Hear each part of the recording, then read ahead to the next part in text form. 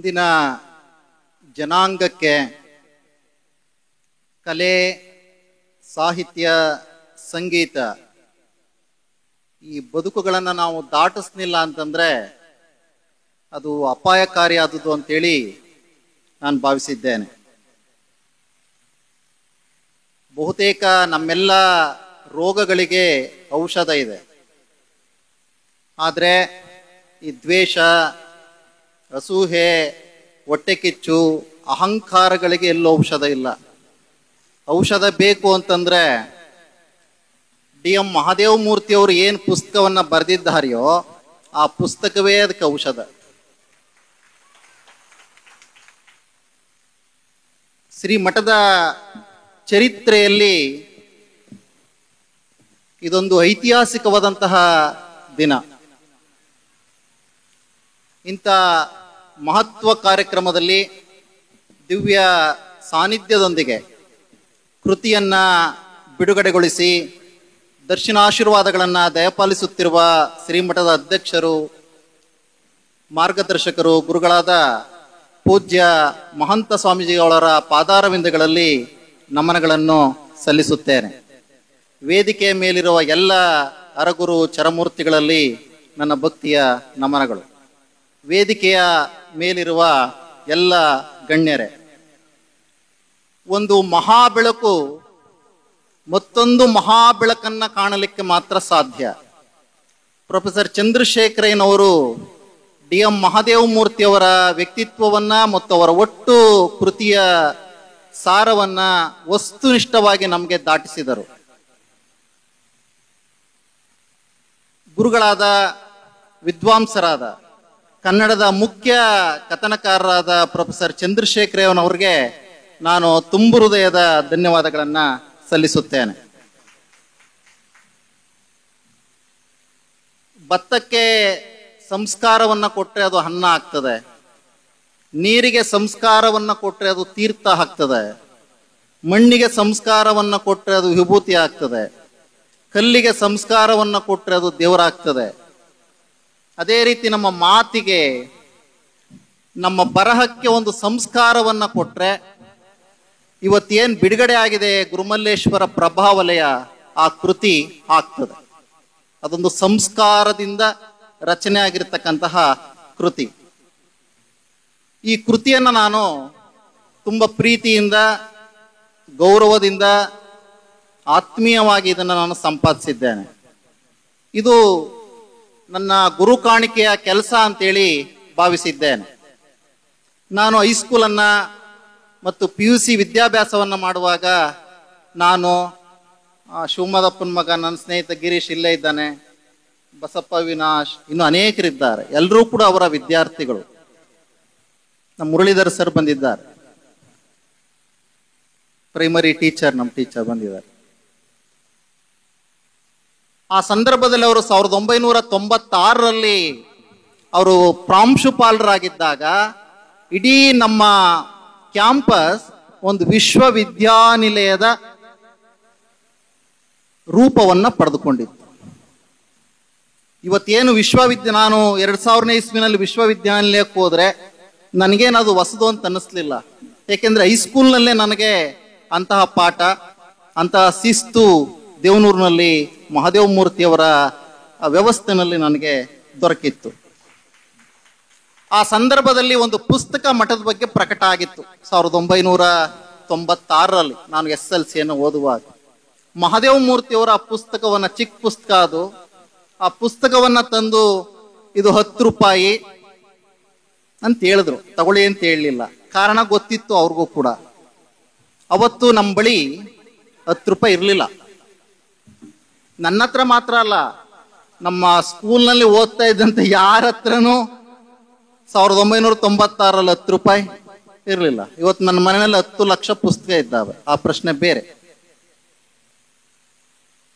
ಕಾರಣ ಏನು ಅಂತಂದ್ರೆ, ಕೊನೆಗೆ ಆ ಪುಸ್ತಕವನ್ನು ನನಗೆ ಗಿರೀಶ್ ಕೊಟ್ಟ, ಅದನ್ನು ಓದಿದ್ದೇನೆ. ಆತ್ಮೀಯರೇ, ಬಿದ್ದುದನ ನಿಲ್ಲಿಪುದೇ ನರನ ಮೃತ್ಯುಂಜಯತೆ ಅಂತ DV ಗುಂಡಪ್ಪನವ್ರು ಹೇಳ್ತಾರೆ. ಬಿದ್ದೋಗಿರ್ತಾರಲ್ಲ, ಅದನ್ನು ನಿಲ್ಲಿಸ್ಬೇಕು. ಊಟ ಮಾಡದೇ ಇರ್ತಾರಲ್ಲ ಅವ್ರಿಗೆ ಊಟ ಹಾಕ್ಬೇಕು. ಈ ಊಟ ಮಾಡಿರ್ತಾನೆ ಅವ್ನು ಕರೆದ್ಬಿಟ್ಟು ಬಾರಪ್ಪ ಬಾರಪ್ಪ ಅಂದ್ರೆ ಅವನಿಗೇನು ಪ್ರಯೋಜನ? ಈ ಕೃತಿಯನ್ನ ಸಂಪಾದನೆ ಮಾಡುವಾಗ ನನಗೆ DVG ಅವರ ಈ ಮಾತು ತುಂಬಾ ನೆನಪಾಗ್ತಾ ಇತ್ತು. ಗುರುಮಲ್ಲೇಶ್ವರರನ್ನ, ಸರ್ ಚಂದ್ರಶೇಖರನವರೇ, ಗುರುಮಲ್ಲೇಶ್ವರರನ್ನ ನೋಡಿದವರನ್ನ ಮಹಾದೇವ ಮೂರ್ತಿಯವರು ನೋಡಿದ್ರು. ಆ ಕಾರಣಕ್ಕಾಗಿ ಈ ಪುಸ್ತಕ ಅತ್ಯಂತ ಪ್ರಮುಖವಾದ ಪುಸ್ತಕ ಅಂತೇಳಿ ನೀವು ಕೂಡ ಅಭಿಪ್ರಾಯವನ್ನ ಪಟ್ಟಿದ್ದೀರಿ. ಅದಕ್ಕೆ ನಂದು ಕೂಡ ಅನುಮೋದನೆ ಇದೆ.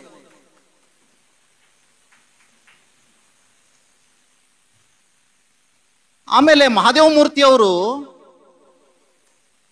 ಟೇಬಲ್ ವರ್ಕ್ ಮಾಡಲಿಲ್ಲ. ನಂದು ಟೇಬಲ್ ವರ್ಕ್ ಕೂತ್ಕೊಂಡು ಬರೆದು ಬಿಡ್ತೀನಿ. ಮಹಾದೇವ ಮೂರ್ತಿಯವರು ಪ್ರತಿ ಊರುಗಳನ್ನ ಸುತ್ತಿದ್ದಾರೆ. ಆ ಪುಸ್ತಕವನ್ನ ಓದುವಾಗ ನನಗೆ ಪ್ರತಿ ಪುಟದಲ್ಲಿ ಬರೀತಾರೆ, ನಾನು ಕಾಮಗೆರೆಗೆ ಹೋಗ್ಬೇಕು, ನಾನು ಸರಗೂರ್ಗೆ ಹೋಗ್ಬೇಕು, ಹೋಗಿ ಬಂದ ಆದ ಮೇಲೆ ಈ ಪುಟವನ್ನ ಬರೆಯೋಣ, ಖಾಲಿ ಬಿಡ್ತಾರೆ ಆ ಪುಟವನ್ನ. ಈ ತರದ ಒಂದು 15 ಪುಟಗಳನ್ನ ಅವರು ಮಧ್ಯೆ ಮಧ್ಯೆ ಖಾಲಿಯನ್ನ ಬಿಟ್ಟಿದ್ದಾರೆ.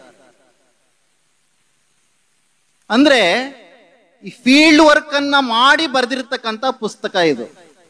ನಾನು ಸಾಹಿತ್ಯದ ವಿದ್ಯಾರ್ಥಿ, ನಾನು ಸಾಹಿತ್ಯ ಬರೆಯುವವನು. ಸಂಪಾದನೆ ನನ್ನ ಕೆಲಸನೇ ಅಲ್ಲ, ವಯಸ್ಸಾದವ್ರ ಕೆಲಸ. ಸೃಜನಶೀಲವನ್ನ ಮಾಡದವರು ಸಂಪಾದನೆಗೆ ಇಳಿತಾರೆ ನನ್ನ ಭಾವನೆ. ಆದ್ರೆ ಈ ಕೃತಿಯನ್ನ ನೋಡಿದಾಗ ನನಗೆ ಈ ಕೃತಿಯನ್ನ ನಾನು ಯಾಕೆ ಸಂಪಾದಿಸಬಾರದು ಅನ್ನಿಸ್ತು. ಕಾರಣ ಏನು ಅಂದ್ರೆ ಅದೊಂದು ಸಾಹಿತ್ಯ ಕೃತಿ, ವರದಿಯಲ್ಲ ಅದು. ಈಗಾಗಲೇ ಅನೇಕ ಪುಸ್ತಕಗಳು ಬಂದಿದ್ದಾವೆ, ವರದಿಗಳು ಅವು. ಅಕ್ಷರ ಬಲ್ಲವರು ಓದಿ ವರದಿ ಮಾಡ್ಬೋದು. ಆದ್ರೆ ಸಾಹಿತ್ಯ ಮಾಡುವುದಿದೆಯಲ್ಲ, ಅದು ಮಹಾದೇವ ಮೂರ್ತಿ ಅಂತವ್ರಿಗೆ ಮಾತ್ರ ಸಾಧ್ಯ ಆಗಿತ್ತು. ಆ ಕಾರಣಕ್ಕಾಗಿ ನಾವು ಇಂಥ ವೇದಿಕೆಯನ್ನ, ಇಂಥ ಒಂದು ಪುಸ್ತಕವನ್ನ ಪ್ರಕಟಪಡಿಸ್ಲಿಕ್ಕೆ ನಮ್ಮ ಸಮಿತಿಯವರು, ಸ್ವಾಮೀಜಿ ಎಲ್ಲರೂ ಕೂಡ ಮುಂದೆ ಬರಲಿಕ್ಕೆ ಸಾಧ್ಯ ಆಯ್ತು. ಆತ್ಮೀಯರೇ, ಪೂಜ್ಯ ಮಹಾಂತ ಸ್ವಾಮೀಜಿಯವರ ವರ್ಧಂತಿ ಮಹೋತ್ಸವದಲ್ಲಿ ಇದೇ ವೇದಿಕೆಯಲ್ಲಿ ಕಳೆದ 2 ವರ್ಷದಿಂದ ಭಾಗವಹಿಸಿದ್ದು ನಾವು, ನಮ್ಮ ಕುಟುಂಬ ಇವತ್ತು ಬಂದಿದೆ. ಆಗ ಸರಗೂರಿನ ಮತ್ತು ಅರವೆ ಮಲಿಯೂರಿನ ಕೆಲವು ಅವರ ಸ್ಟೂಡೆಂಟ್ಸ್, ವಿದ್ಯಾರ್ಥಿಗಳು ಬಂದಿದ್ರು.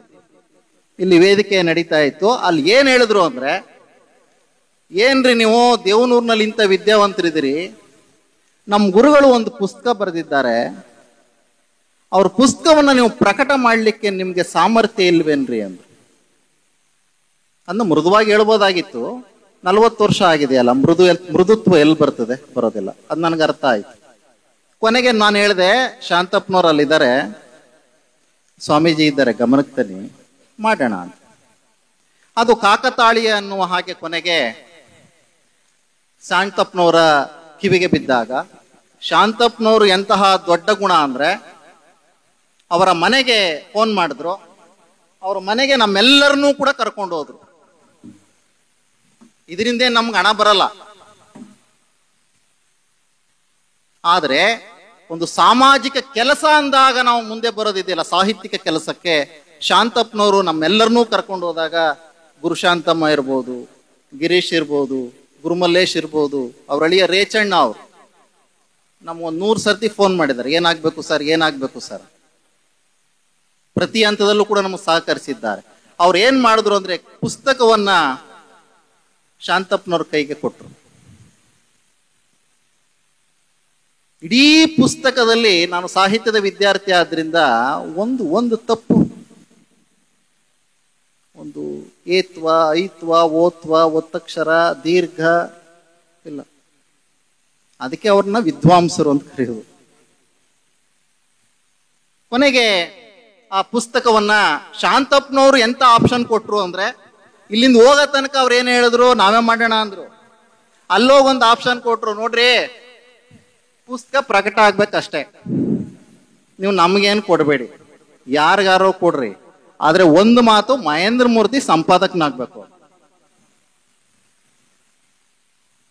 ಅವ್ರು ಹೇಳಿದ್ರು, ಇಲ್ಲ ನಿಮ್ಗೆ ಕೊಡ್ತೀವಿ ಅಂತೇಳಿ ಕೊಟ್ರು. ಆ ಕಾರಣಕ್ಕಾಗಿ ಇವತ್ತು ಈ ಪುಸ್ತಕ ಬೆಳಕನ್ನ ಕಂಡಿದೆ. ಹಾಗಾಗಿ ಈ ಪುಸ್ತಕ ಪ್ರಕಟ ಆಗಲಿಕ್ಕೆ ಶ್ರೀ ಗುರುಮಲ್ಲೇಶ್ವರ ದಾಸೋಹ ಸಮಿತಿಯ ಪ್ರೊಫೆಸರ್ ಡಿ ಎಂ ಶಾಂತಪ್ಪನವರು, ನನಗೆ ಅವರು ಡಿಗ್ರಿ ಮಾಡುವಾಗ ಗುರುಗಳು. ಈ ಗುರುಗಳಿಗೆ ಶಿಷ್ಯರ ಮೇಲೆ ಪ್ರೀತಿ ಇರ್ತದೆ. ತಪ್ಪು ಮಾಡಿದಾಗ ಕೂಡ ಗದರುವ ಅಧಿಕಾರ ಕೂಡ ಇರ್ತದೆ. ಹಾಗೇನೆ ಬಸವರಾಜಪ್ಪನವರು ಅವರು ಒಂದು ರೀತಿ ಸೇತುವೆ ರೀತಿನಲ್ಲಿ ಕೆಲಸ ಮಾಡಿದ್ರು. ಬೇಕಲೇಬೇಕು, ಅವ್ರ ಮನೆಯವ್ರ ಜೊತೆ ಮಾತನಾಡೋದು, ನಮ್ಮ ಜೊತೆ ಮಾತನಾಡೋದು, ಒಂದು ಹಂತಕ್ಕೆ ಬರೋ ತನಕ ಆ ಸೇತುವೆಯ ಕೆಲಸವನ್ನ ಮಾಡಬೇಕಾಗತ್ತೆ.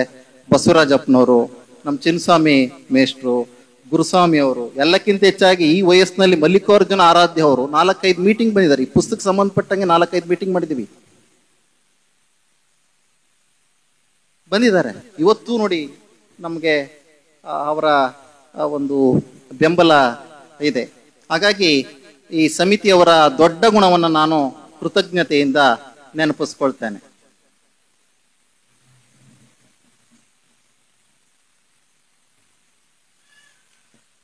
ಈಗಾಗಲೇ ಶಾಂತಪ್ಪನವರು ಪ್ರಸ್ತಾಪ ಮಾಡಿದ್ರು. ಲೇಖಕರ ಕುಟುಂಬದವರು ಎಂತಹ ಉದಾರವನ್ನ ತೋರಿದ್ರು ಅಂದ್ರೆ, ಈ ಪುಸ್ತಕದಿಂದ ಬಂದಂತಹ ಹಣ ಇದೆಯಲ್ಲ, ಕೇವಲ ಇದೊಂದೇ ಪ್ರಿಂಟ್ ಅಲ್ಲ, ನೀವು ಎಷ್ಟೇ ಪ್ರಿಂಟ್ ಮಾಡಿಸ್ರಿ, ಈ ಪುಸ್ತಕದಿಂದ ಬಂದಂತಹ ಹಣವನ್ನ ಮಠಕ್ಕೆ, ದಾಸೋಹ ಭವನಕ್ಕೆ ಬಳಸ್ಕೊಳ್ಳಿ ಅಂತ ಹೇಳಿ ಅವರು ಪತ್ರದಲ್ಲಿ ಬರ್ಕೊಟ್ಟಿದ್ದಾರೆ. ಮಾತಿನಲ್ಲಿ ಹೇಳಿಲ್ಲ. ಗಿರೀಶ್ ಲಾಯರು ನಮ್ಗೆ ಪತ್ರವನ್ನ ಬರೆದು ಕೊಟ್ಟಿದ್ದಾರೆ. ಇದನ್ನ ನಾವು ಈ ಉದಾರತೆಯನ್ನು ಕೂಡ ಈ ಸಂದರ್ಭದಲ್ಲಿ ನೆನಬೇಕಾಗ್ತದೆ. ಈ ಪುಸ್ತಕ ಪ್ರಕಟ ಆಗ್ತದೆ ಅಂತ ಗೊತ್ತಾದ ಕೂಡಲೇ ಹಳೆ ಮಠದ ಗುರುಸ್ವಾಮಿ ಅವರು 100 ಪುಸ್ತಕವನ್ನ ಬುಕ್ ಮಾಡಿದ್ರು. ಸೋಮಶೇಖರ ಸ್ವಾಮಿ ಅವರು ಹಳೆ ಮಠದವರು, ಅವರು 50 ಪುಸ್ತಕವನ್ನ ಬುಕ್ ಮಾಡಿದ್ದಾರೆ.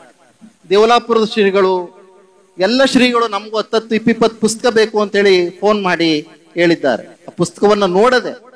ಇದಕ್ಕೆ ಕಾರಣ ಏನು ಅಂತಂದ್ರೆ, ಮಹಾದೇವ ಮೂರ್ತಿಯವರ ಬರಹಕ್ಕೆ ಇರುವ ಶಕ್ತಿ. ಆ ಕಾರಣಕ್ಕಾಗಿ ಇವತ್ತು ಇಷ್ಟು ಜನ ಸೇರಿರೋದು. ಅವ್ರು ಇವತ್ತು ಇದ್ದಿದ್ರೆ 95 ವರ್ಷ ಆಗಿರೋದು ಇರ್ಬೇಕಾಗಿತ್ತು. ಆಮೇಲೆ ಕೊನೆಗೆ ಮಹಾದೇವ ಮೂರ್ತಿಯವರು ನನ್ನನ್ನು ಯಾವಾಗ್ಲೂ ಮಾತನಾಡ್ಸೋರು. ಯಾಕೆ ಮಾತನಾಡ್ಸೋರು ಅಂದ್ರೆ, ನನ್ನ ಜಮೀನ್, ನಮ್ಮ ಹೊಲ ಅವರ ಮನೆಯಿಂದನೇ ದಾಟ್ಕೊಂಡು ಹೋಗ್ಬೇಕು. ಅವ್ರು ಹೊಲಕ್ಕೆ ಹೋಗ್ಬೇಕಾದ್ರೆ ಅವ್ರ ಗೇಟ್ ಹತ್ರ ನಿಂತಿರೋರು. ಆಗ ನಾವು ನಮಸ್ಕಾರ ಅಂದಾಗ ಒಳಗಡೆ ಕರೆಯೋರು, ಮಾತನಾಡೋರು. ನಮ್ಮ ಅಪ್ಪನೂ ಕೂಡ ಅವರ ಸ್ಟೂಡೆಂಟ್ ಆದ್ರಿಂದ ಅದೇನೋ ಗೊತ್ತಿಲ್ಲ, ನಮ್ಮ ಅಪ್ಪನ ಕಂಡ್ರೆ ಮತ್ತು ನನ್ನನ್ನು ಕಂಡ್ರೆ ಅವ್ರಿಗೆ ಅತೀವ ಪ್ರೀತಿ. ಏನೋ ನನ್ಗೆ ಇವತ್ತು ಅರ್ಥ ಆಗಿಲ್ಲ. ಅವ್ರು ಅವತ್ತಿಗೇನೆ 16 ವರ್ಷದ ಹುಡುಗನಾಗಿರ್ತಕ್ಕಂಥ ನನಗೇನೆ ದೊಡ್ಡ ದೊಡ್ಡ ಸಾಹಿತ್ಯದ ವಿಚಾರಗಳನ್ನೆಲ್ಲ ಮಾತನಾಡೋರು. ಬಹುಶಃ ಆ ಕಾರಣಕ್ಕಾಗೇನೆ ನನಗೆ ಈ ಕೃತಿಯನ್ನ ಸಂಪಾದನೆ ಮಾಡ್ಲಿಕ್ಕೆ ಒಂದು ಅವಕಾಶ ಸಿಕ್ಕಿದ್ದು ಅಂತೇಳಿ ಭಾವಿಸ್ತೇನೆ.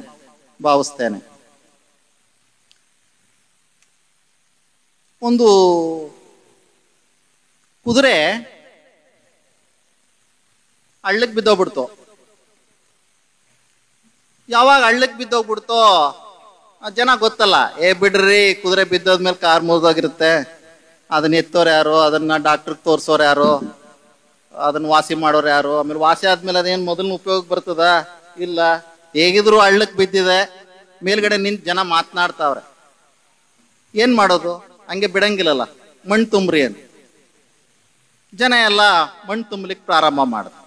ಆ ಕುದುರೆ ಮಣ್ಣನ್ನ ತುಂಬ್ತಾ ಮೇಲ್ಗಡೆ ಬಂತು. ಮೇಲ್ಗಡೆ ಬಂದಾಗ ಈ ಜನ, ಅಲ್ಲಪ್ಪ ಕುದುರೆ, ನಿನ್ನನ್ನು ಇಷ್ಟು ನಾವು ನಿಂದನೆ ಮಾಡಿದ್ದೀವಿ, ವ್ಯಂಗ್ಯ ಮಾಡಿದ್ದೀವಿ, ಬೈದಿದ್ದೀವಿ, ನಿನ್ಗೇನು ಗೊತ್ತಾಗಲ್ವಾ? ಅದು ಹೇಳ್ತು. ನನಗೆ ಕಿವಿ ಕೇಳ್ತಾ ಇಲ್ಲ. ಕೆಲವು ಕೆಲಸಗಳನ್ನ ಮಾಡುವಾಗ ನಾವು ಕಿವಿಗಳನ್ನ ಮುಚ್ಕೊಳ್ಬೇಕಾಗ್ತದೆ. ಈ ಕೃತಿಯನ್ನ ಸಂಪಾದಿಸುವಾಗ ನನಗೆ ಇಂತಹ ಕಥೆಗಳು ನೆನಪಿಗೆ ಬರ್ತಾ ಇತ್ತು. ಬರಹಗಾರರಲ್ಲಿ ಅನೇಕ ರೀತಿಯ ಜನ ಇದ್ದಾರೆ. ಕೀರ್ತಿಗಾಗಿ ಬರೀತಾರೆ, ಹೆಸರು ಬರ್ಬೇಕು ಅವ್ರಿಗೆ. ಹಣನೂ ಬೇಡ, ಮತ್ತೊಂದು ಬೇಡ, ಹೆಸರು ಬೇಕು. ಇನ್ನು ಕೆಲವೊಬ್ರು ಇರ್ತಾರೆ ಆತ್ಮತೃಪ್ತಿಗಾಗಿ ಬರೀತಾರೆ. ಮಹಾದೇವ ಮೂರ್ತಿಯವರು ಆತ್ಮತೃಪ್ತಿಗಾಗಿ ಬರೆದವರು. ವ್ಯಕ್ತಿ ಸಮಾಜ ಕೇಂದ್ರಿತವಾಗಿ ಬೆಳೆದದಕ್ಕೆ ಉದಾಹರಣೆ ಅಂತಂದ್ರೆ ಮಹಾದೇವ ಮೂರ್ತಿ ಅವರು. ವ್ಯಕ್ತಿ ಇದ್ರು, ಸಮಾಜಕ್ಕೆ ಉಪಯೋಗವಾಗಿ ಅವರು ಬೆಳೆದ್ರು, ಸಮಾಜ ಕೇಂದ್ರಿತ ವ್ಯಕ್ತಿಯಾಗಿ ಅವರು ಬೆಳೆದ್ರು. ನಮ್ಮಲ್ಲಿ ವಿದ್ವತ್ತು ಹೆಚ್ಚು ಬಿಟ್ರೆ ಈ ಭಕ್ತಿ ಕಡಿಮೆ ಆಗ್ಬಿಡ್ತದೆ, ತಲೆ ತಿರುಗ್ಬಿಡ್ತದೆ. ಆಮೇಲೆ ಈ ಹಣ ಆಸ್ತಿ ಇವೆಲ್ಲ ಜಾಸ್ತಿ ಆಯ್ತು ಅಂತಂದ್ರೆ ಭಕ್ತಿಯಲ್ಲಿ ಕೃತಕತೆ ಕಾಣಿಸ್ಕೊಳ್ತದೆ. ಹೆಚ್ಚೆಚ್ಚು ಓದ್ತಾ ಓದ್ತಾ ಓದ್ತಾ ಈ ಭಕ್ತಿ ಕಡಿಮೆ ಆಗ್ಬಿಡುತ್ತೆ. ಮಹಾದೇವ ಮೂರ್ತಿಯವ್ರಿಗೆ ನೋಡ್ರಿ, ಅವ್ರು ಹೆಚ್ಚೆಚ್ಚು ಓದ್ತಾ ಓದ್ತಾ ಓದ್ತಾ ಭಕ್ತಿನೂ ಹೆಚ್ಚಾಯ್ತಾ ಹೋಯ್ತು, ಅವ್ರ ವಿಚಾರನೂ ಹೆಚ್ಚಾಯ್ತಾ ಹೋಯ್ತು. ಹಾಗಾಗಿ ಅವರ ಇಡೀ ಬದುಕು ಮತ್ತು ಸಾಹಿತ್ಯದಲ್ಲಿ ಸಾಹಿತ್ಯ, ವಿದ್ವತ್ತು, ಎರಡನೇದು ಭಕ್ತಿ, ಮೂರನೇದು ವಿಚಾರ, ಜೊತೆಗೆ ಸೌಜನ್ಯ, ಇದು ಎಲ್ಲರ ಜೊತೆಗೆ ಅವ್ರು ಒಳ್ಳೆ ವಾಗ್ಮಿ. ಅವರು ನಾವು ಕೊನೆಯ ದಿನಗಳಲ್ಲಿ ಒಂದೆರಡು ಮೂರು ಭಾಷಣ ಕೇಳಿದ್ದು ಅಷ್ಟೇ. ದೊಡ್ಡ ವಾಗ್ಮಿ, ನಮ್ಗಿಂತ ಹಿರಿಯರಿದ್ದೀರಿ, ನೀವು ಅನೇಕ ಭಾಷಣಗಳನ್ನ ಅವ್ರ ಭಾಷಣಗಳನ್ನ ಕೇಳಿದ್ದೀರಿ. ಒಟ್ಟು ಮೊತ್ತ ಮಹಾದೇವ ಮೂರ್ತಿ ಅವರು. ನಮ್ಗೆ ಮಾಡೆಲ್ಗಳು ಸಿಗ್ತಾರೆ, ಸಿನಿಮಾ ಹೀರೋಗಳು ಹೀರೋಯಿನ್ಗಳು ಧಾರಾವಾಹಿನಲ್ಲಿ, ಆದ್ರೆ ರೋಲ್ ಮಾಡೆಲ್ಗಳು ಸಿಗೋದಿಲ್ಲ. ರೋಲ್ ಮಾಡೆಲ್ ನನ್ನ ಮಗನಿಗೆ ನಾನು ಯಾರಂತ ಆಗ್ಬೇಕು ಅಂತ ಹೇಳ್ಬೇಕು, ಅದು ರೋಲ್ ಮಾಡೆಲ್. ಯಾರನ್ನೊಬ್ರು ತೋರಿಸ್ಬಿಟ್ಟು ಅವರಂತ ಆಗು ಅಂತ ಹೇಳ್ಬೇಕಲ್ಲ ನಾನು ನನ್ನ ಮಗಳಿಗೋ ಮಗನಿಗೋ, ಅವರು ರೋಲ್ ಮಾಡೆಲ್. ನಾನು ಕಣ್ಣಾರೆ ನೋಡಿದ್ದಂತಹ ದೃಶ್ಯ ಸರ್, ಚಂದ್ರಶೇಖರನವರೇ ಗೊತ್ತು, ಅನೇಕರು ಗೊತ್ತು. ಮಹಾದೇವ ಮೂರ್ತಿ ಅವರು ಬೀದಿನಲ್ಲಿ ನಡ್ಕೊಂಡ್ ಬರ್ತಿದ್ರೆ ಎಲ್ಲರೂ ಎದುರ್ಕೋತಿದ್ರು. ಅವ್ರ ರೌಡಿಯಲ್ಲ ಅವರು. ಅವರ ವಿದ್ವತ್ತಿಗೆ, ಅವರ ಸರಳತೆಗೆ ಜನ ಕೊಡ್ತಾ ಇದ್ದಂತಹ ಮರ್ಯಾದೆ. ನನಗೆ ಅರವೆಯ ಅವರ ಸ್ಟೂಡೆಂಟ್ ಸಿಕ್ಕಿ ಕೇಳಿದ್ರು, ಸರ್ ನಾವು ಕ್ರಿಕೆಟ್ ಆಡ್ತಾ ಇದ್ದೋ, ಗಲಾಟೆ ಮಾಡ್ತಾ ಇದ್ದೋ, ಕೊನೆಗೆ ನೋಡ್ದು ಯಾರು ಒಬ್ರು ಕುಳಿತಿದ್ದಾರೆ ಲೈಟ್ ಹಾಕೊಂಡು, ಯಾರು ಅಂತ ನೋಡ್ದು ಮೇಷ್ಟ್ರು, ಯಾರು DMM, ಯಾಕೆ ಕೂತಿದ್ದಾರೆ, ಇದೇನೋ ಬರೀತಾವ್ರೆ. ಅವತ್ತಿನಿಂದ ನಾವು ಕ್ರಿಕೆಟ್ ಆಡೋದನ್ನೇ ನಿಲ್ಲಿಸ್ತು ಸರ್. ಬಹುಶಃ ಈ ಪುಸ್ತಕವನ್ನ ಅವರು ಬರೀತಾ ಇದ್ರು. ಅಲ್ಲಿ ಆ ಪುಸ್ತಕದಲ್ಲಿ ಅವರು ಈ ಮಕ್ಕಳಿಗೆ ಎಕ್ಸಾಮ್ ಬರೀಲಿಕ್ಕೆ ಶೀಟ್ ಕೊಡ್ತಾರಲ್ಲ, ಅಡಿಷನಲ್ ಶೀಟು, ಆ ಸೀಲ್ ಇದೆ. ಅವ್ರಿಗೆ ಅರ್ಜೆಂಟ್ ಬರೀಬೇಕು ಅಂದಾಗ ಆ ಶೀಟ್ ತಗೊಂಡು ಮಧ್ಯೆ ಟಿಪ್ಪಣಿ ಎಲ್ಲ ಮಾಡಿಟ್ಟಿದ್ದಾರೆ.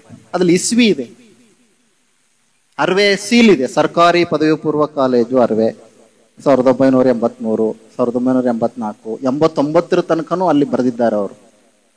ಯಾಕೆ ಆ ಹುಡುಗರು ಕ್ರಿಕೆಟ್ ಆಡೋದನ್ನ ನಿಲ್ಲಿಸ್ತಾ ಇದ್ರು ಅಂದ್ರೆ ನೋಡ್ರಿ, ಅವ್ರೇನೋ ಬರೀತಾ ಇದ್ದಾರೆ, ನಾವು ಗಲಾಟೆ ಮಾಡೋದಿಲ್ಲ ಅಂತ ಹೇಳಿ ಆ ಪಕ್ಕದ ಫೀಲ್ಡ್ ಹೋಗಿ ಆಡ್ಕೊಳ್ತಾ ಇದ್ದು ಸರ್ ಅಂತ ಹೇಳ್ತಾ ಇದ್ರು. ಹಾಗಾಗಿ ಈ ಕೃತಿಯನ್ನ ಬರೀಲಿಕ್ಕೆ ಅವರು ತಮ್ಮ ಜೀವಮಾನವನ್ನೇ ತೆಗೆದಿದ್ದಾರೆ,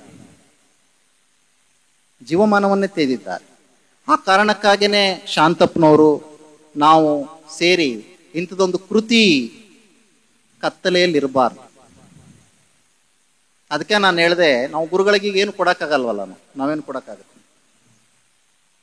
ಕೊಡಬೇಕಾಗಿರೋದು ನಿಜವಾಗಿದೆ ಗುರುಗಳಿಗೆ. ಹಾಗಾಗಿ ಒಂದು ಗುರು ಕಾಣಿಕೆಯಾಗಿ ನಾವು ಮಾಡಿದ್ದೇವೆ. ಆಮೇಲೆ ಮಾತನಾಡುವಾಗ ಅಥವಾ ಮಾತನಾಡುವಾಗ ಜನ ಈ ತಮ್ಮಲ್ಲೇ ಮಾತನಾಡ್ಕೊಳ್ತಾರೆ. ಅದೊಂದು ವರ್ಗ ತಮ್ಮಲ್ಲೇ ನೋಡಿ, ನೀವು ಮಾತಾಡ್ಕೊತಿರ್ತಾರೆ. ಒಂದು ಇನ್ನೊಬ್ರು ಇರ್ತಾರೆ, ಇನ್ ಕೆಲವರು ಪಕ್ಕದವ್ರ ಜೊತೆ ಮಾತನಾಡ್ತಿರ್ತಾರೆ. ಆದ್ರೆ ಇನ್ ಕೆಲವ್ರು ಇರ್ತಾರೆ, ನಮ್ಮ ಶರಣರು ಅಥವಾ DM ಮಹಾದೇವ ಮೂರ್ತಿ ಅಂತವರು ದೇವ್ರ ಜೊತೆಗೆ ಮಾತನಾಡ್ತಾರೆ, ಶರಣರ ಜೊತೆಗೆ ಮಾತನಾಡ್ತಾರೆ. ಇಡೀ ಪುಸ್ತಕ ಶರಣರ ಜೊತೆಗೆ ಮಹಾದೇವ ಮೂರ್ತಿಯವರು ನಡೆಸಿರುವ ಅನುಸಂಧಾನ. ಆ ಕಾರಣಕ್ಕಾಗಿ ಈ ಪುಸ್ತಕ ಅತ್ಯಂತ ಮಹತ್ವದ್ದು ಅಂತೇಳಿ ನಾನು ಭಾವಿಸಿದ್ದೇನೆ.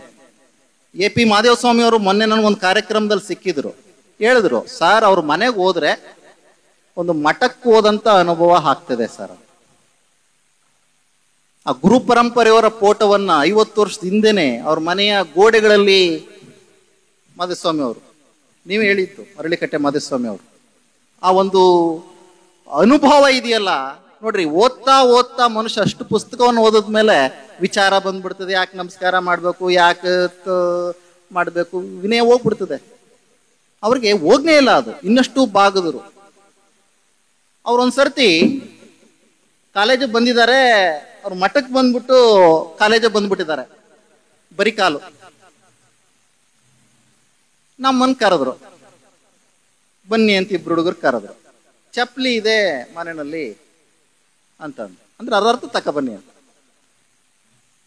ನಾವು ಏನ್ ಮಾಡ್ದೋ, ನಾವು ಚಪ್ಪಲಿ ಹಾಕೊಂಡಿದ್ವಲ್ಲ, ಆಗ ಚಪ್ಪಲಿ ಹಾಕೊಳ್ಳದೆ ಒಂಥರ ಚಪ್ಪಲಿ ಹಾಕೊಳ್ಳಿಲ್ಲ ಅಂದ್ರೆ ಅವಮಾನ ಅಂತ. ಈಗ ಚಪ್ಪಲಿ ಹಾಕೊಳ್ದಿರೋದು ಅವಮಾನ ಏನಲ್ಲ, ಒಂದು ಕಾಲದ ನೋಡಿ ಮೌಲ್ಯಗಳು ಹೆಂಗೆ ಬದಲಾಗ್ಬಿಡ್ತವೆ.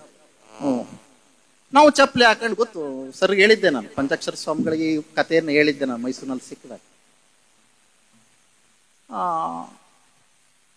ಚಪ್ಪಲಿ ಅವ್ರ ಮನೇಲಿದೆ, ಹೊರಗಡೆ ಲಾಕ್ ಮಾಡ್ಕೊಂಡು ಅವ್ರ ಮನೆಯವ್ರ ಮನೇಲಿದ್ದಾರೆ. ಈಗ ಚಪ್ಪಲಿ ತರಬೇಕು, ನಮ್ಮ ಚಪ್ಪಲಿ ನಮ್ಮ ಕಾಲವೇ, ಹೆಂಗ್ ತರೋದು? ಕೊನೆಗೆ ನಾನೊಂದು ಕೈಲಿ ಹಿಡ್ಕೊಂಡೆ, ಇನ್ನೊಬ್ಬ ಅವನೊಂದು ಕೈಲಿ ಹಿಡ್ಕೊಂಡ. ಭಾಗ ಮಾಡ್ಕೋಬೇಕಲ್ಲ, ಇಬ್ರು ಹೋಗಿದ್ವಲ್ಲ, ಸಮಪಾಲ್ ತಾನೆ, ಹಿಡ್ಕೋಬಾರ್ದು. ಅವ್ರು ನೋಡಿದ್ರೆ ನಮ್ಮನ್ನು ಎಷ್ಟು ಬೈತಿದ್ರು.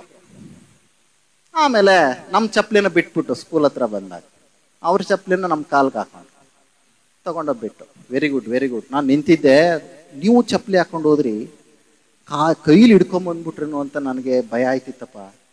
ಸದ್ಯ ವೆರಿ ಗುಡ್ ವೆರಿ ಗುಡ್ ಅದು. ಇದನ್ನ ಅವತ್ತು ಪಂಚಾಕ್ಷರಿ ಸ್ವಾಮಿ ಅವ್ರಿಗೆ ಹೇಳಿದೆ. ಇದು ನನಗೊಬ್ಬನು ಗೊತ್ತು, ಮತ್ತು ನನ್ನ ಕ್ಲಾಸ್ಮೇಟ್ಗೊಬ್ಬನು ಗೊತ್ತಿತ್ತು. ಆಮೇಲೆ ಹೇಳ್ಬಿಡ್ಬೇಕಲ್ಲ ಇವನ್ನ ಕೆಲವೊಂದನ್ನ, ಇಲ್ಲಂದ್ರೆ ಯಾರಿಗೆ ಹೇಳೋಣ ಇವಾಗ, ಇಂಥ ವೇದಿಕೆನಲ್ಲೇ ಹೇಳ್ಬೇಕಾಗ್ತದೆ ಎನ್ನುವುದು. ನಮ್ಮಲ್ಲಿ ಜನಪ್ರಿಯರಾಗಿರ್ತಕ್ಕಂಥ ಲೇಖಕರಿದ್ದಾರೆ, ಶ್ರೇಷ್ಠರಾದವರು ಕಡಿಮೆ. ಮಹಾದೇವ ಮೂರ್ತಿಯವರು ಜನಪ್ರಿಯ ಲೇಖಕರು, ಮೇಷ್ಟ್ರು ಕೂಡ, ಮತ್ತು ಶ್ರೇಷ್ಠ ಮೇಷ್ಟ್ರು ಮತ್ತು ಸಾಹಿತಿಗಳು ಕೂಡ.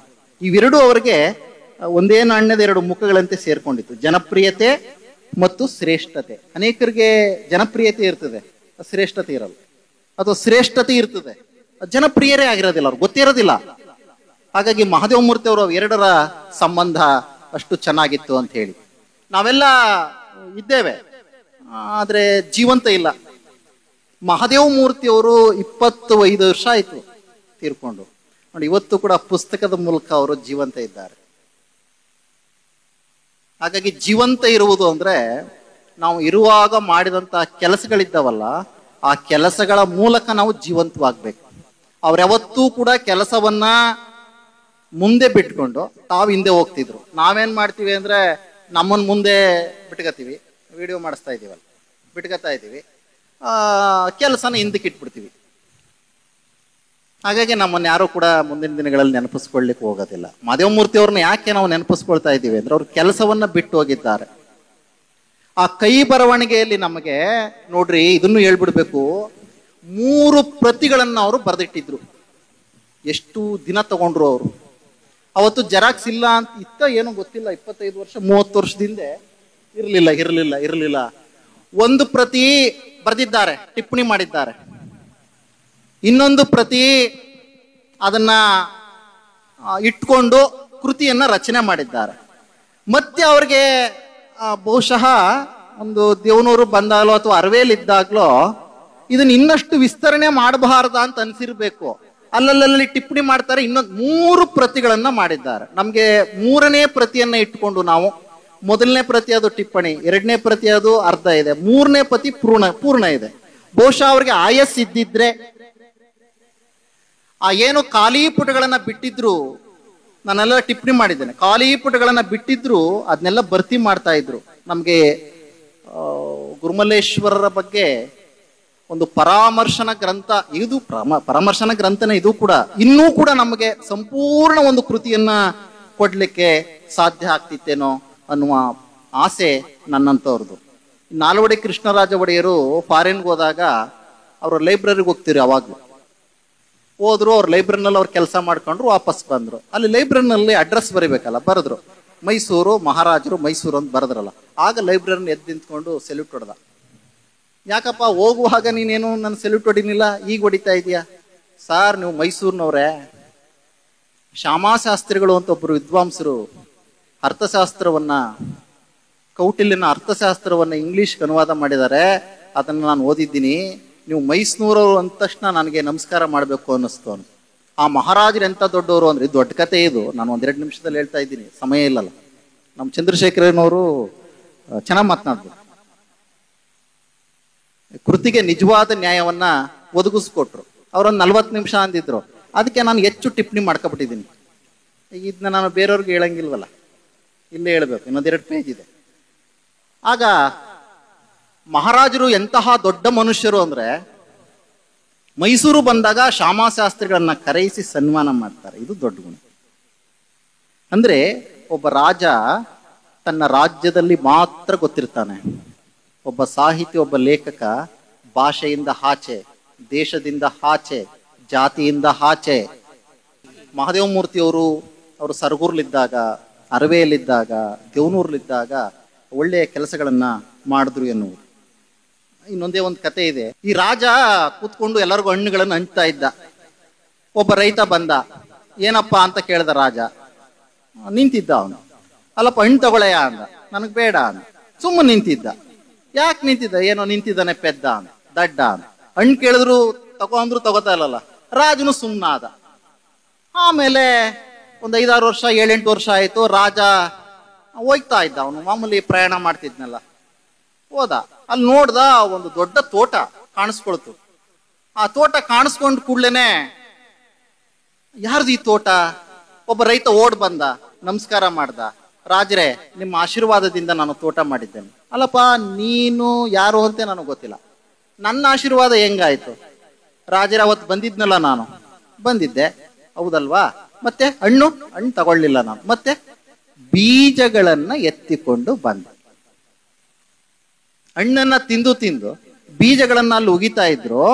ಆ ಬೀಜಗಳನ್ನ ನಾನು ಸಂಗ್ರಹಿಸಿಕೊಂಡು ಬಂದು ಇಲ್ಲಿ ತೋಟ ಮಾಡಿದ್ದೇನೆ ಅಂತ. ಬಹುಶಃ ಇದೇ ಸಮಾನಾಂತರ ಕಥೆಯನ್ನ ಚಂದ್ರಶೇಖರನವರು ಹೇಳಿದ್ರು. ಈ ಕೃತಿ ಮುಂದಿನ ಅನೇಕ ಕೃತಿಗಳಿಗೆ ಬೀಜ ಆಗ್ತದೆ. ಚೈನಾದಲ್ಲಿ ತುಂಬಾ ಬರಗಾಲ ಬಂದಾಗ ಒಬ್ಬ ರೈತನ ಮನೆಗೆ ಮುದುಕಾಬಿಟ್ಟಿರ್ತಾನ. ರೈತನ ಮನೆಗೆ ಕಳ್ತನ ಮಾಡ್ಲಿಕ್ಕೆ ಹೋಗ್ತಾರೆ.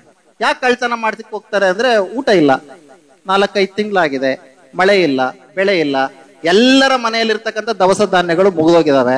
ಅವ್ರಿಗೆ ಗೊತ್ತಾಯ್ತು, ಈ ರೈತ ಇದ್ದಾನಲ್ಲ, ಇವನು ಜಾಣ ಇದ್ದಾನೆ, ಇವನು ಮನೆಗೆ ಕಳ್ತನ ಮಾಡಿದ್ರೆ ಒಂದು 7-8 ಚೀಲ ಭತ್ತ ಸಿಗ್ತದೆ, ರಾಗಿ ಸಿಗ್ತದೆ, ಜೋಳ ಸಿಗ್ತದೆ ಅಂತ ಹೇಳಿ ಹೋದ್ರು.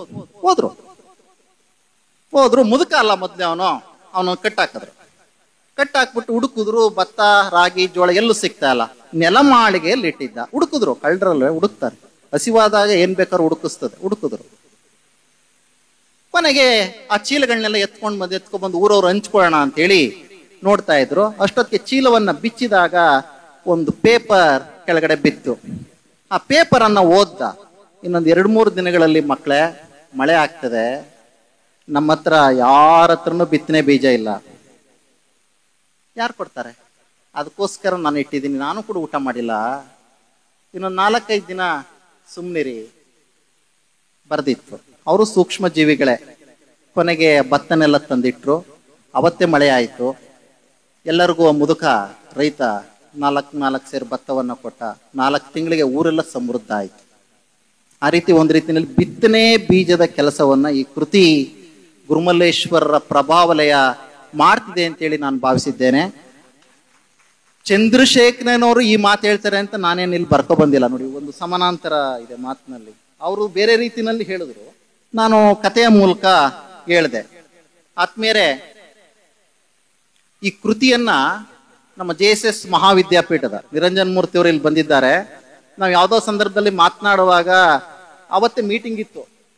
ಶಾಂತಪ್ಪನವರು, ರೇಚಣ್ಣವರು, ಗಿರಿಯವರು, ಸರ್ ಹಿಂಗೆ ಆ ಪುಸ್ತಕ ಇನ್ನೂ ನಾವು ಏನು ಮಾಡಿರ್ಲಿಲ್ಲ.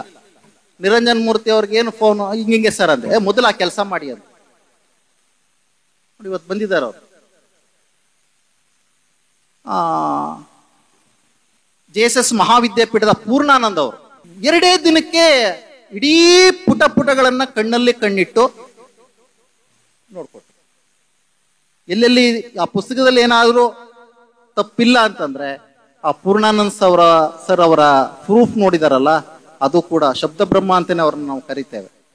ಅವ್ರನ್ನ ನಾವು ಈ ಸಂದರ್ಭದಲ್ಲಿ ಕೃತಜ್ಞತೆಯಿಂದ ನೆನಪಿಸ್ಕೊಳ್ತೇವೆ. ಗುರುಮಲ್ಲೇಶ್ವರರ ಈ ಕೃತಿಯನ್ನ ಓದಿದಾಗ ನಮ್ಮ ರೋಗಗಳಿದ್ದಾವಲ್ಲ, ಅಹಂಕಾರ, ಈ ಸಣ್ಣತನ, ಈ ವೈಮನಸ್ಸು, ದ್ವೇಷ, ಇವುಗಳೆಲ್ಲ ಹೋಗ್ತವೆ. ಮನುಷ್ಯ ಪ್ರೀತಿ ಹೇಳಿದ್ರು ಚಂದ್ರಶೇಖರನವರು. ಗುರುಮಲ್ಲೇಶ್ವರರು ಬಿತ್ತಿದ್ದೇ ಮನುಷ್ಯ ಪ್ರೀತಿಯನ್ನು. ಹಾಗಾಗಿ ಆತ್ಮೀಯರೇ, ಈ ದಿನ ತಾವೆಲ್ಲ ಕೂಡ ಬಂದಿದ್ದೀರಿ, ಅನೇಕರು ಬಂದಿದ್ದೀರಿ. ನಿಮ್ಮೆಲ್ಲರಿಗೂ ಕೂಡ ನಾನು ನಮನಗಳನ್ನು ಸಲ್ಲಿಸಿ ನನ್ನ ಈ 4 ಮಾತುಗಳನ್ನು ಪೂಜ್ಯ ಮಹಾಂತ ಸ್ವಾಮೀಜಿಯವರ ಪಾದಾರವಿಂದಗಳಿಗೆ ಸಮರ್ಪಿಸಿ ವಿರಮಿಸ್ತೇನೆ.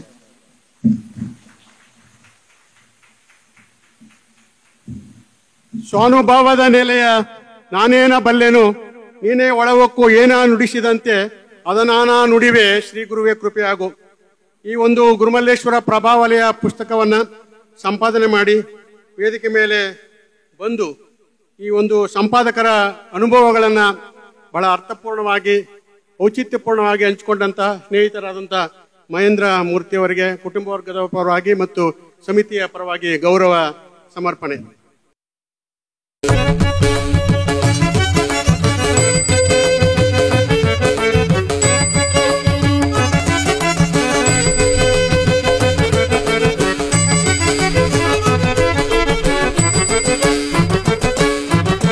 ಶಿವನ ಕಲ್ಯಾಣ ಬಸವ ಕಲ್ಯಾಣ, ಶಿವ ಶರಣರು ಮೆರೆದ ಕಲ್ಯಾಣ.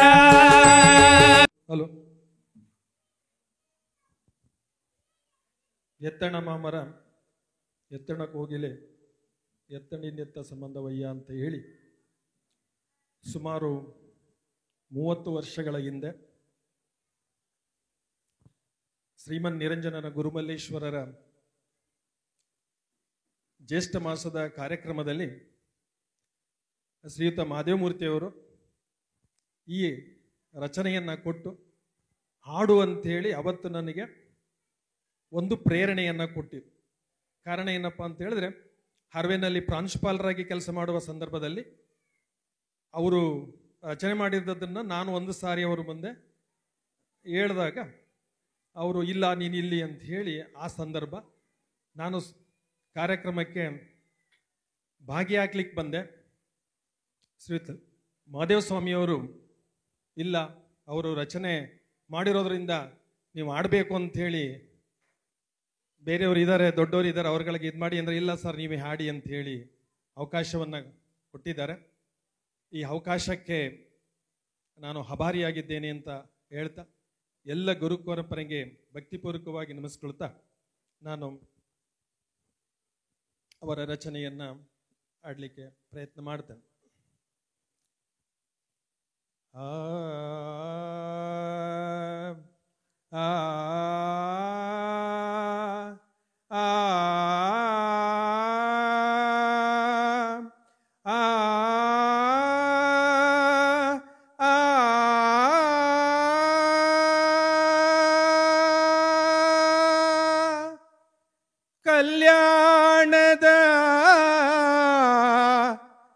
ಕಲ್ಯಾಣದ ಮಹಾಮನೆಯ ಭಕ್ತಿಯನು ಅಂದಿ ಗುರುಮಲ್ಲೇಶ ಅವತರಿಸಿದನು. ಆ ಆ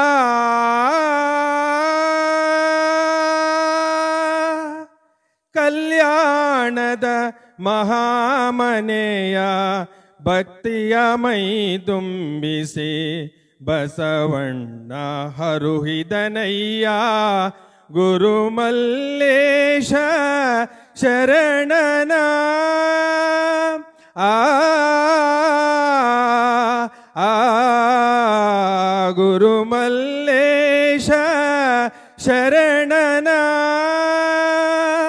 ಆ ಆ ಆ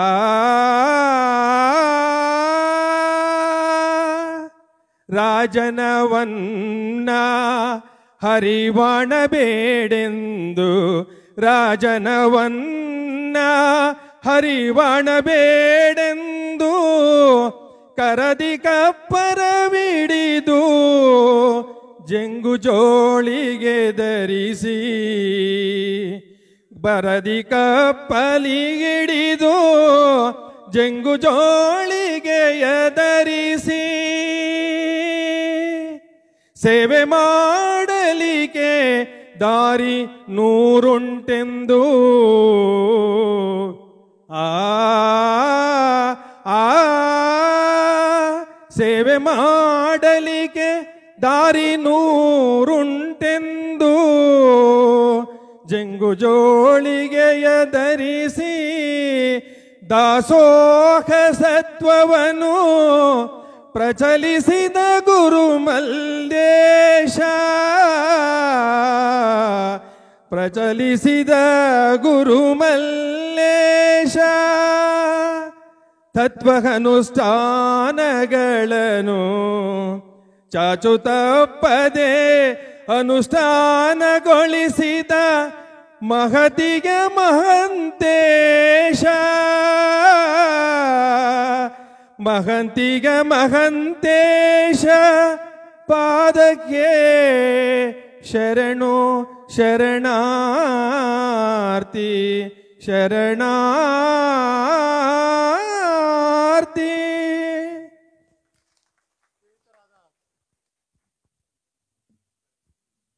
ಸ್ನೇಹಿತರಾದ ರವೀಶ್ ಮೂರ್ತಿ ಅವರಿಗೆ ಧನ್ಯವಾದಗಳು.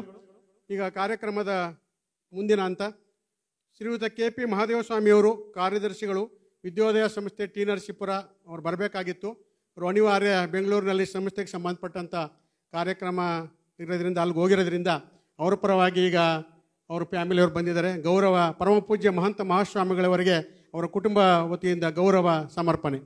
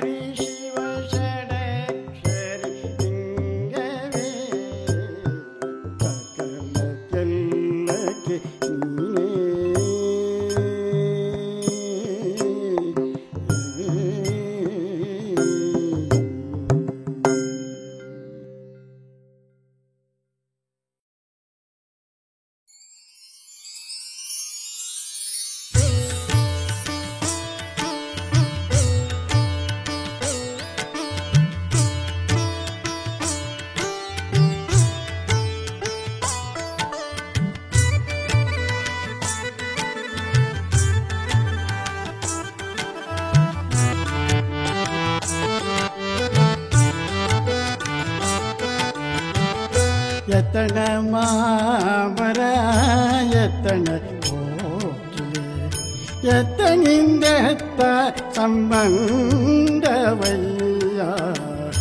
ಎತ್ತಣ ಮಾಮರ ಎತ್ತಣ ಕೋಗಿಲೆ ಎತ್ತನಿಂದೆತ್ತ ಸಂಬಂಧವಯ್ಯ ಎತ್ತಣ ಮಾಮರ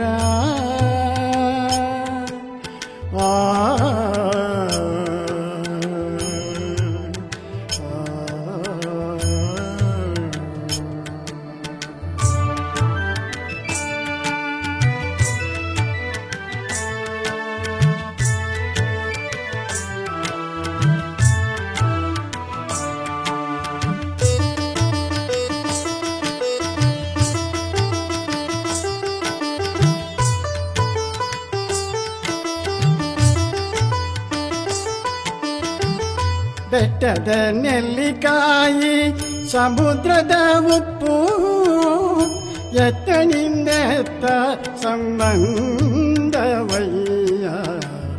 ಬೆಟ್ಟದ ನೆಲ್ಲಿಕಾಯಿ ಸಮುದ್ರದ ಉಪ್ಪು ಎತ್ತನಿಂದೆತ್ತ ಸಂಬಂಧವಯ್ಯ ಎತ್ತಣ ಮಾಮರ ಎತ್ತಣ ಕೋಗಿಲೆ ಎತ್ತನಿಂದೆತ್ತ ಸಂಬಂಧವಯ್ಯ ಎತ್ತಣ ಮಾಮರ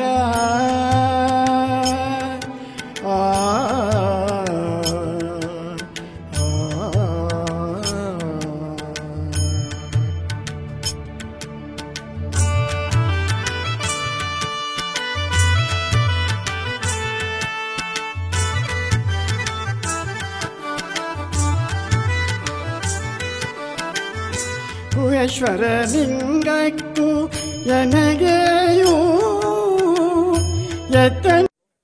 ಎಲ್ಲ ದೈವಕ್ಕೂ ನಿಮ್ಮ ಮೆಲ್ಲಡಿಯೇ ಘನವೆಂದು ಸೊಲ್ಲಿಗೊಮ್ಮೊಮ್ಮೆ ನುತಿಪೆನಾಂ ಗುರುರಾಯ ಸಲ್ಲೀಲಯಂ ಕೃಪೆಯಾಗು. ಗುರುಮಲ್ಲೇಶ್ವರ ಪ್ರಭಾವಳಿಯನ್ನು ರಚನೆ ಮಾಡಿ ಇವತ್ತು 40 ವರ್ಷಗಳಾಗಿದ್ದರೂ ಕೂಡ ಅದನ್ನು ಇವಾಗ ಪ್ರಕಾಶವನ್ನು ಪಡಿಸಿದಂಥ ದಾಸೋಹ ಭವನದ ನಿರ್ವಹಣಾ ಸಮಿತಿಯವರು ಹಾಗೂ ಈ ಒಂದು ಪುಸ್ತಕವನ್ನು ಕೈ ಬರಹವನ್ನು ಜೋಪಾನವಾಗಿಟ್ಟು ಅದನ್ನು ಸಾರ್ಥಕಪಡಿಸಿದಂಥ ಕುಟುಂಬ ವರ್ಗದವರು ಮತ್ತು ಈಗ ಅದರ ಬಗ್ಗೆ ಸಾಕಷ್ಟು ವಿಚಾರಗಳನ್ನು ಪ್ರೊಫೆಸರ್ ಅವರು ಸಾಕಷ್ಟು ವಿಚಾರಗಳನ್ನು ಗುರುಮಲ್ಲೇಶ್ವರರ ಬಗ್ಗೆ ತಿಳಿಸ್ಕೊಟ್ಟಿದ್ದಾರೆ. ಅದನ್ನು ಮಹಾದೇವ ಮೂರ್ತಿಯವರು ಈಗೆಲ್ಲ ಏನು ಹೇಳಿದ್ದಾರೆ ಅದನ್ನೆಲ್ಲ ಇಂಚಿಂಚೂ ಕೂಡ ಭಾಳ ಸ್ಪಷ್ಟವಾಗಿ ತಮ್ಮೆಲ್ಲರಿಗೂ ಅನುಭವ ಮಾಡಿಕೊಟ್ಟಿದ್ದಾರೆ. ಗುರುಮಲ್ಲೇಶ್ವರರು ಮನದೊಡೆಯ, ಅವರು ಮನಸ್ಸಿಗೆ ಮಹತ್ತನ್ನು ಕೊಟ್ಟವರೇ ಹೊರತು ಅವರು ಇದಕ್ಕೆ ಬಹಿರಂಗಕ್ಕೆ ಅವ್ರು ಬಂದವರಲ್ಲ. ಯಾಕಂದರೆ ಅವ್ರ ಶಿಷ್ಯರು ಕುರುಬೂರಿನಲ್ಲಿ ಒಂದು ಬಾಳೆಗೊನೆ ಕೊಟ್ಟು ಕಳಿಸ್ತಾರಂತೆ. ಆಗ ಅವರು ನಡ್ಕೊಂಬರಬೇಕು, ಅಲ್ಲಿಂದ ಬರಬೇಕಾದ್ರೆ ಅವರು ದಾರಿನಲ್ಲಿ ಹೊಟ್ಟೆ ಹಸುವಾಯ್ತಲ್ಲ ತಿಂದುಬಿಟ್ರು. ಆಗ ಬಂದ ತಕ್ಷಣ ಗುರುಮಲ್ಲೇಶ್ವರರು ನನಗೊಂದೇ ಬಾಳೆಹಣ್ಣು ತರಬಾರ್ದೇನೋ, ನೀವೇ ತಿನ್ಕೊಳ್ಳೋದ ಅಂತಂದ್ರಂತೆ.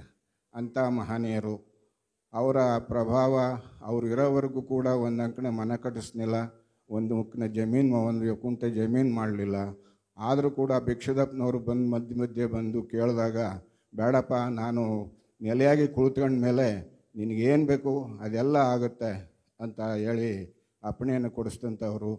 ಆದ್ದರಿಂದ ಮಹಾದೇವ ಮೂರ್ತಿಯವರು ಎಲ್ಲ ವಿಚಾರಗಳನ್ನು 40 ವರ್ಷದ ಹಿಂದಿನಿಂದ ಕೂಡ ನಮಗೆ ಮಾತನಾಡಿ ಎಲ್ಲ ಮಾಡ್ತಾಯಿದ್ರು. ಒಳ್ಳೆಯ ಜ್ಞಾನಿಗಳು.